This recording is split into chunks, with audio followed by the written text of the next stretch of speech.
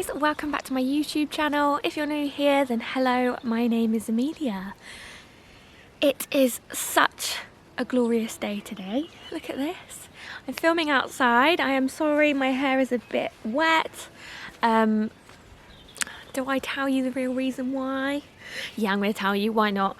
I just ate a jam donut and it all went in my hair, so yeah. Confession time. And also my hair's a totally different colour to my last video. Whenever there's a bit of stress in my life, I just bleach my whole head. Very bad, very bad. So yeah, that's why it's this colour. Who knows what colour it'll be for the next video?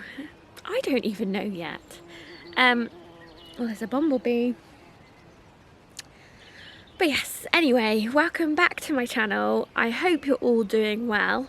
In today's video, we're going to be discussing a stable management topic. We're going to be talking about something quite basic knowledge. So I do completely understand that this video is not going to be for everyone. I just thought I wanted to create something that people that want to learn but might not necessarily have the opportunity to do so can access. Does that make sense? So today we're going to be talking about grooming. I've got a few brushes just here next to me, and I'm going to be talking you through the different basic brushes in the grooming kit. I'm hoping to also add in some demonstrations of me using the brushes, but who knows how good my editing is. Also, my daughter is running around, so if you can hear her, then yeah, that is her. And my dog is just weeing right next to me. Animals are just so lovely, aren't they? Anyway, shall we get going? The first thing I want to mention before I mention anything is that when you're on the yard, it is always best to just wear your hat. I was thinking about this the other day, and especially working at different riding schools and places like that, it's not really, people take a bit of pride on the fact they only wear hats for riding. But you know, things can go wrong quite quickly. Horses are unpredictable, and even if you trust them with your life, things can happen. So just pop your hat on. Yeah, just put your hat on. Make sure you're dressed correctly. Don't be wearing Crocs in the stable, as much as they are comfortable. When it comes to just best practice, don't do that. Do you want to see the dog that just had it? Lola, come here. I can just hear her. This is Lola. Isn't she beautiful? You know when they say dogs look like their owners? I have morphed myself to look like Lola. I do have another dog, Buffy, but I'll kind of, yeah. That's what that chewing sound was. I just wanted to address it just so you don't think it's my stomach grumbling. Obviously it's not, because I've just had a jam donut. But yeah, best practice, just make sure you're dressed correctly for the yard. I would not be going onto the yard with my hair like this. Can I add another thing? Just tie your hair back. As soon as you step foot on the yard, your hair's going to smell like wee anyway.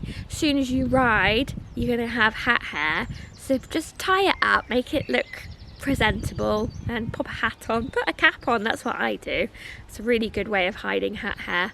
So if I've got a cap on, there's a 99% chance I've got hat hair, or my hair's just really greasy.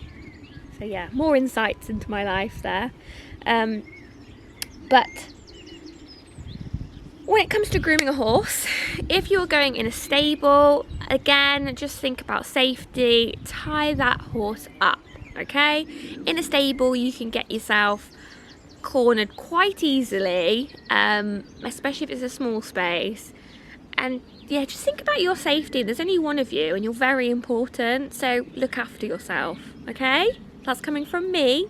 So do it. It's not about who looks the best on the yard and, you know, so-and-so doesn't wear a hat, so I'm not going to. Good for them. But, you know, the one time you do need your hat, if you're not wearing it, then it's just going to be a disaster. Okay? I feel like I'm not telling you guys off. I'm just giving you words of wisdom. I'm like an older sister, a very older sister. Maybe, am I too old to be all your sisters now? I don't know, or younger sister, you never know. But just think about safety, okay? Tie a horse up before you groom. Make sure they're in a good enough space where you can get around them. When it just comes to basic moving around a horse, you're not meant to go around their back end, okay? Again, if you trust your horse completely and you go around the back of them, then that's up to you. But I would say just be safe, okay? If you want to go around a horse, if you want to go around the back of a horse, they need to be tied up in the yard. It needs to be so much room, okay? Good practice is just to go round underneath them, underneath their neck, okay? Obviously be aware both ends have hazards. The mouth is a bit bitey sometimes on some horses. The bottom's a bit kicky on some horses. So yeah, just be aware. And also, if your horse has just had a lick, be aware they're not going to stamp you with it, especially those really like molasses licks. You know which ones I'm on about? It's not coming to me, so that's good. My brain's not working. So you've tied your horse up, you're dressed correctly, okay? Next you're going to get your grooming kit. Hopefully your grooming kit will have these items that I'm going to show you and more. Why not? You can buy lotions and potions for everything now. Have your own grooming kit. Take pride in the fact that you groom your horses. If you are at a riding school and you want to groom your favourite horse, talk to the owner or the yard manager and see if that's something you can do. You can invest in like a little grooming kit that lasts you years as long as you look after it, and yeah, you can bond with that horse. That leads me quite nicely onto why we groom. So grooming is for quite obvious reasons. It's to make sure there isn't any mud or dirt on the horse, okay? So if you are going to a show, if you are doing something where your turnout needs to be at high level, then you need to groom your horse. Probably would want to bath your horse, to be honest. But day to day, whenever you ride, you want to groom your horse just to make sure there's no dirt, grime, grease where the tack goes, okay? Because if there is and the horse gets sweaty, it can just be irritated. The area that has the dirt in can irritate them and it can just cause problems. Saddle sores, just an uncomfortable horse. So that can also lead to like changes in behaviour. I really struggled saying that then, didn't I? So yeah. Also, as I mentioned I think a few sentences ago, horses, did I mention that? Maybe I didn't. Horses naturally groom each other. When they're in a herd, they groom each other. It's a good way of them bonding with each other, socialising with each other, forming a deep connection with each other. If you go up to a horse, a friendly horse, and you scratch them on the withers, they might do a little funny face with their lip and maybe also offer you a little groom back. Like the phrase, scratch my back. No, you scratch my back and I'll scratch yours. That's the phrase, isn't it? The saying. So yeah, it's a really good way to bond with your horse. So again, if you have a lone horse, you're at a riding school, anything, and you have a favourite, just groom them, you know? Who doesn't like being the favourite human as well? So if you groom them, they're going to form a bond, they're going to like you, they're going to trust you. It's just a nice experience for them. And that also leads on to the fact that horses do enjoy mostly being groomed. I do know a few horses that just would rather not. That does make it a little bit trickier, so you just have to be a little bit more focused in what you're trying to achieve. Others will stand there for ages and just be pampered. So yeah, what else was I going to say? Why we groom. Another reason we groom is a good way of checking the horse all over, making sure they are healthy and they don't have any lumps and bumps or scrapes, or yeah, it's just a good way of checking them over. If you do find something, then you can deal with it, but unless you're being thorough with your checks, you're not going to be able to find it, especially if you've got quite a hairy beast in the winter. Okay, when you're grooming a horse, you need to think about certain things, including the time of year, the weather, whether the horse wears a rug or not, and the reason for that is if you've got a very hairy horse that lives without a rug on, you don't want to be taking the grease out of their coat, because that basically takes away their waterproofing out of their coat. And then if they go into the field and it's very soggy and very miserable, as we all know our winters can be, they're going to get cold. Okay, so just be really thoughtful and mindful about what is going on. Yeah, you wouldn't want to be giving them a thorough full groom in the dead of winter if they don't wear a rug. Yeah, so I'm going to go through a few items here, different grooming items. What am I trying to say? Different grooming brushes. Sorry. It's a beautiful day and I feel like my brain's on holiday, but I am here.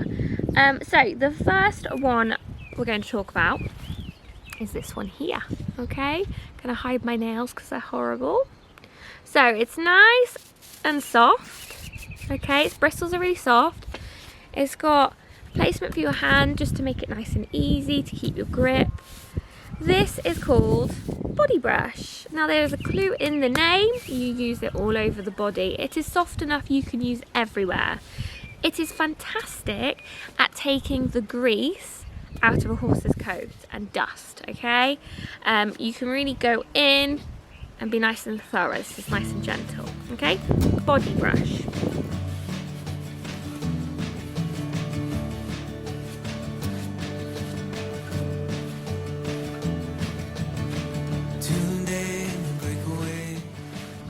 Next up, we have got this one. This is called a dandy brush, okay? You can get different types. It's slightly more prickly, okay?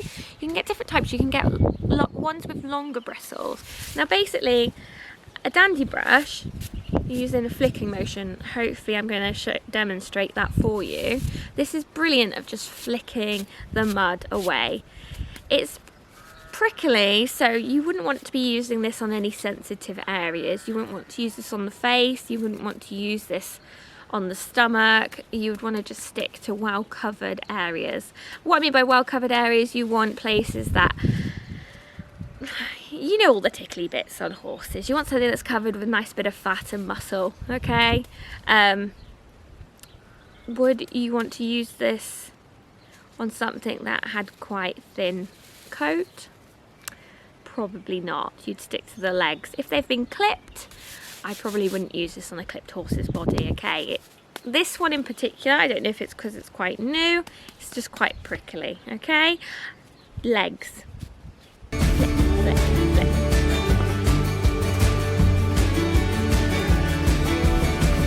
These days come to life like a river keeps on winding.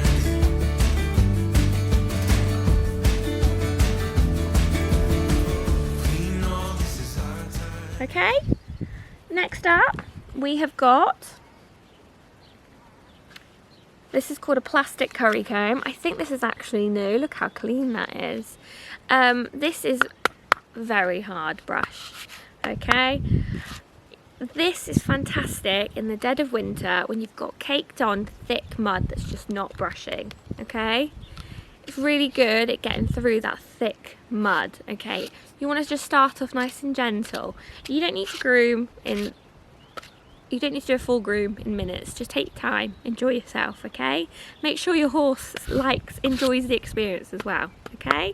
If you're in a rush, then give yourself more time.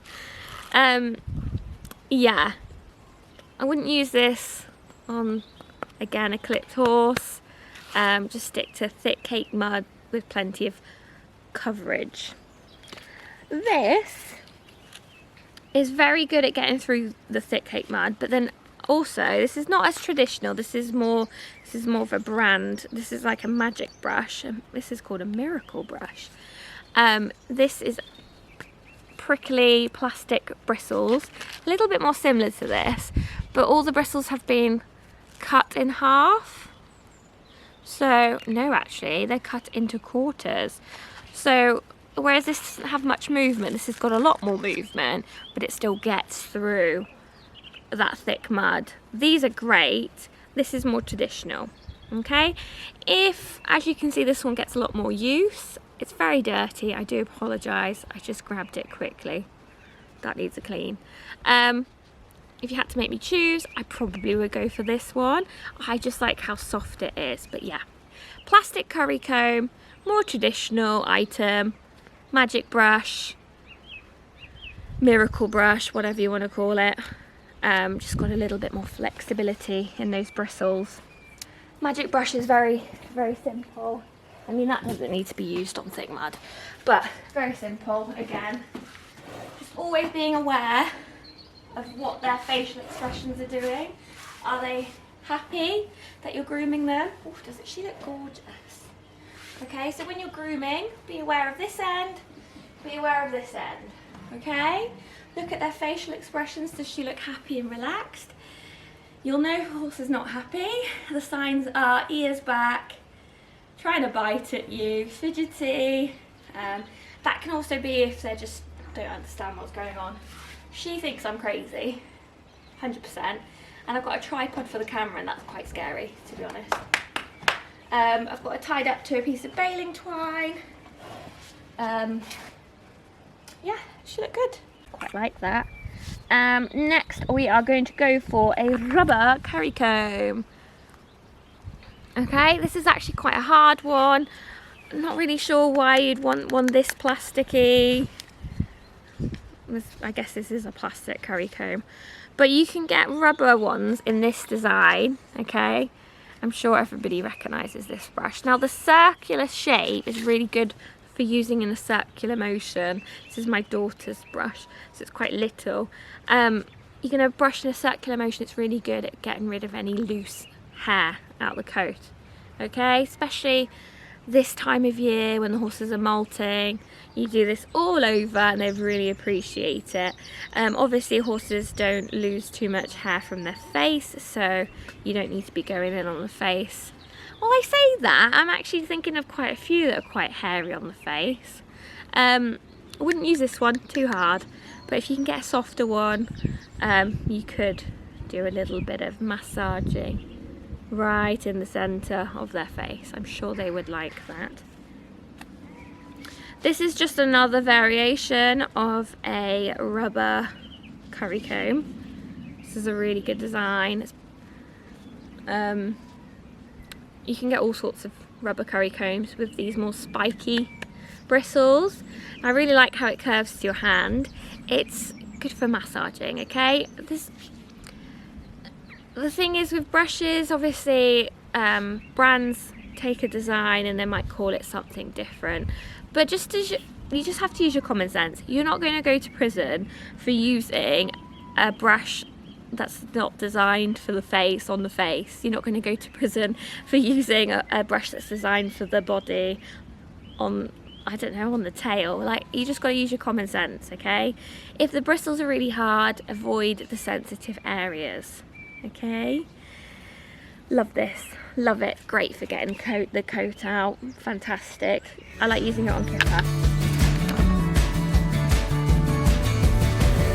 Times like these, come and go so let this feeling grow.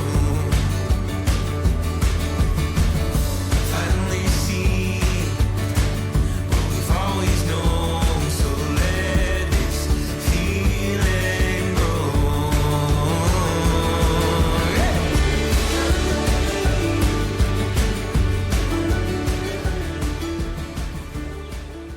Right, next we've got, this is really dirty, I'm a bit embarrassed, but we've got the mane and tail brush. Okay, it's disgusting, I'm sorry. clue in the name, mane and tail brush. It looks like a hairbrush for the mane and tail. Now if you're brushing through the tail, just be aware you're not taking too much tail hair out when you're brushing through, especially if it's knotty. You're going to be pulling those hairs out and you might not even know you're doing it, but over time that's going to thin out the tail, so just be aware of that. If you like a horse with a big full tail, just be careful. If you've got a horse that's got quite a thin tail, like a thoroughbred, be extra careful. You can put sprays in before, some mane and tail spray. That makes it really nice and easy for the brush to just glide through. Oh, that's Kipper. Cute. Finally see what we've always known, so let feel it grow.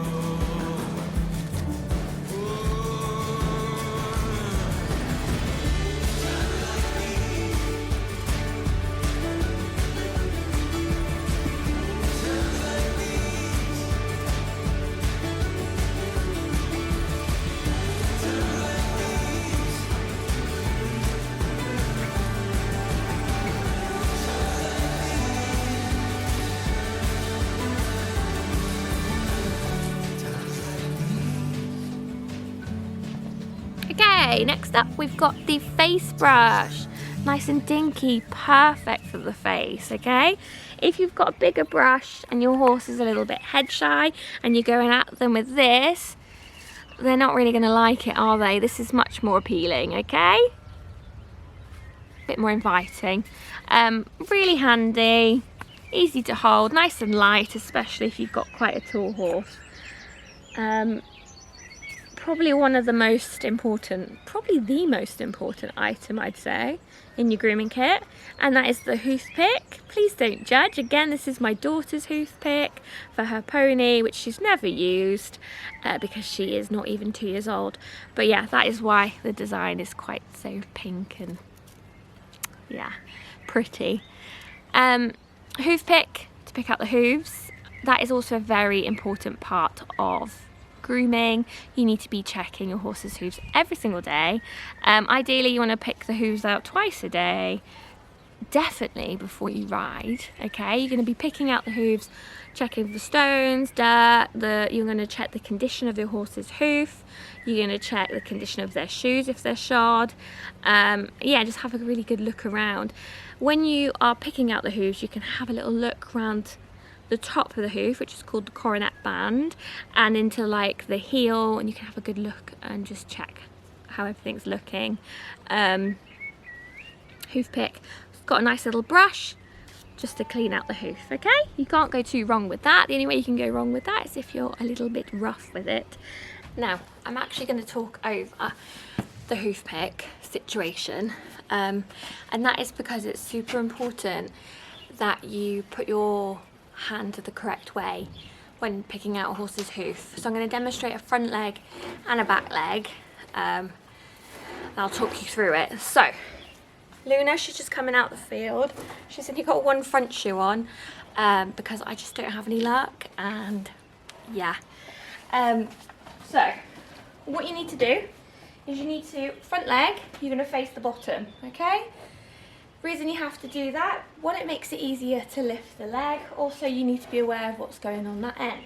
Okay, you can use your shoulder to help ease her leg up, so you can almost push your shoulder into her a little bit. So run the hand down the back of the leg. You're going to grab the feather, okay, and just say, come on, let's go. Okay, my right arm, can you see, is underneath the hoof, supporting that. Now don't lift their leg too high, okay? If you lift their leg really high, they're going to fight you. And I'm just going to pick the hooves. I'm just going to pick away from the frog. The frog is this triangular shape, okay? Do not dig into the frog. You're just going to chip away, okay? It's very dry at the moment, so she's just got dry bits of mud. A bit of a stone here. No. There we go. Most yards would probably prefer you to pick out your horse's hooves into a bucket. Just makes it so much better to tidy up after yourself, okay? If you keep your horse at a livery yard, it's so important that you keep your space tidy to keep everyone happy. If you keep your horse at a yard where they have staff that keep the yard tidy, it's not their job to pick up your mess, okay? Tidy up after yourself. I'm just flicking it onto the stable because I can just sweep it out in a moment, okay? Now, back leg. Back leg. So what you need to do is you need to actually put your hand down the inside of their back leg, okay? So if they were to kick out, they're not gonna bang your arm, okay? Because that'd hurt. So, hand down the inside, and keep it down the inside, okay? That makes sense? All down the inside. So if she kicks out, she's not gonna get me, okay?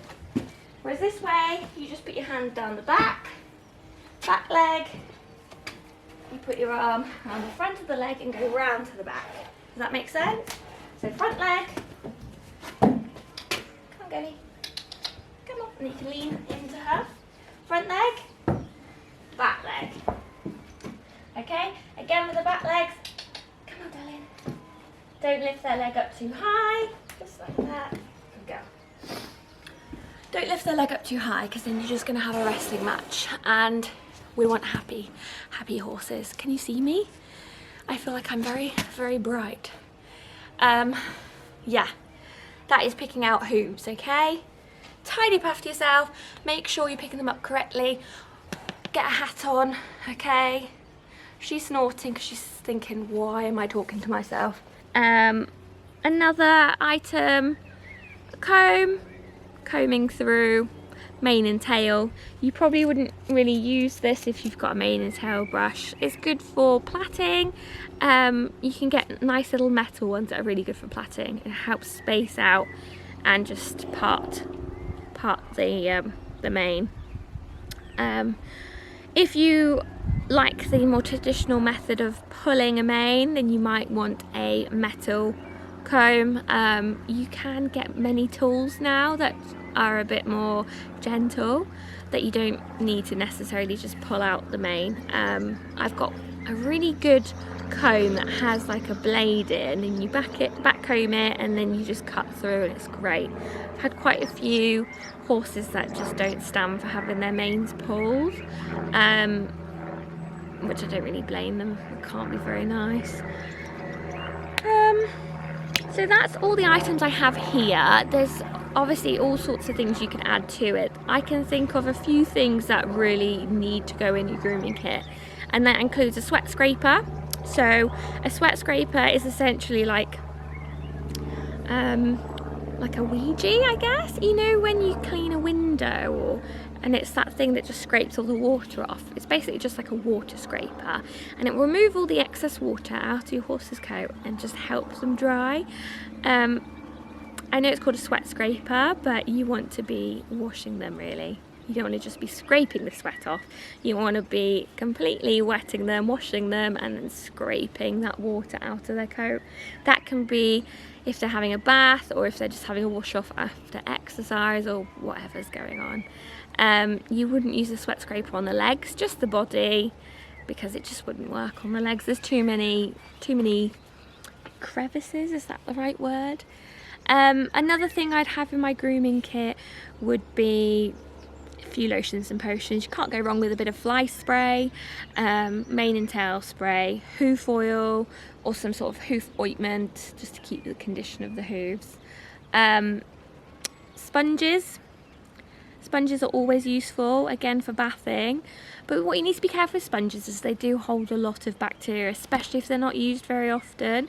So don't use an old sponge on the horse's eyes, because you don't want to be putting gunk in them. If you are cleaning your horse's eyes, I probably would just use cotton wool, and just make sure that when you touch the horse's eye, just throw that cotton wool away. Don't use it for both eyes, because you're just going to be transferring stuff over. Okay? And I believe that is all the items, that's all the basic items that you need to know, okay, when it comes to grooming. Yeah, and hopefully I've added in some good demos, but just as a brief conclusion, okay? Put your safety first, make sure you're dressed appropriately for the yard, tie your horse up, okay? You want to be grooming to form a bond, to clean the horse ready in preparation for riding, for showing, all that jazz, okay? After you've ridden, you need to make sure the horses are also left in a good condition. If your horse is sweaty and crusty and just a bit gross, you don't want to leave that to dry, because that's just gonna cause you more work when it comes to next riding. And also, if you've got stinky from doing lots of exercise, you want to feel all fresh again, don't you? You don't want to be covered in dried sweat. Sorry, it's just Luna just telling me it's time to come in, I think. Yes, so we've covered all of that. Make sure you're safe, the horse is safe. Oh, a really important thing, if you are tying up your horse, make sure you're tying them up correctly. If it's been a while and you're a bit embarrassed, maybe check with a friend or something that you are tying them up correctly. If a horse pulls back, you want a nice quick release knot. And tie them to string. Do not tie them to something that they can't break free from. But yeah, I hope you've all enjoyed today's video. I know it's been a bit of a chit chat with me. I want to do more videos like this. If there's any topics that you want me to cover, then I can. I'm more than happy to do all sorts of topics. But yeah, if you've enjoyed this, please don't forget to like this video and subscribe to my channel. I'll see you next time. Bye!